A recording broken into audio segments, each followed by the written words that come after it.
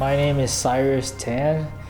I'm gonna skip on the Chinese name because I don't feel like talking about it. I don't like my Chinese name that much because in Chinese it sounds something really funny. I'm from Singapore, which is somewhere near Malaysia, beside Malaysia, if you know where Malaysia is, or Indonesia. We have multiple towns in Singapore, and I'm from Sengkang. What age did you move to Colorado? I moved here, I came here to study at the age of, let me think, 25 or 24. So I came here right after army, kind of. I was in the army for 2 years. I didn't want to study actually, but like my parents wanted me to get a degree. And I used to major in business and computer science. I graduated already, but I didn't want to pursue that field, and I want to pursue something else that I'm interested in. You know, do you think there's a difference between what parents in the US expect of their children versus what parents in Singapore would expect for their kids? Definitely. In Singapore, we don't promote creativity that much. We pursue education a lot. Everything is about education and about certificates. So the parents, like the ideal career in Singapore is like a doctor, a lawyer, stuff like that. Do you ever meet people here that are from your same country? In Colorado, pretty much I only know like one guy that's a Singaporean, and that's about it. Was it your idea or your parents' idea for you to go into the army? Oh, like in Singapore? Yeah. Every guy has to go through the army. It's a conscription. Oh, really? Everybody that goes to the army for the first time feels like they're going to prison, kind of.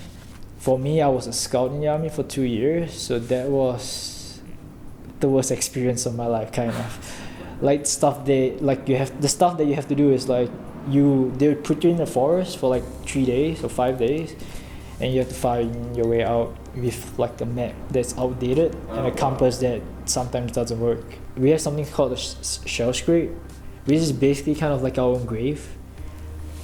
we have to dig like a body length hole so that we could lie in it. Can you like describe like the hardest day? The hardest training I had was in Taiwan, where we had to do training in Taiwan.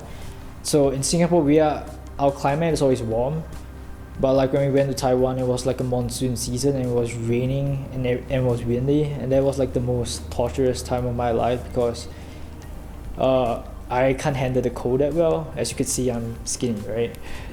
So I can't handle the cold that well. But like even then, if you can imagine people getting hypothermia, that happened in like people in my unit. So that's how bad it was, because we only had one layer of clothes and we had to march for like hours and hours in the cold. The whole journey was 9 days. Whoa.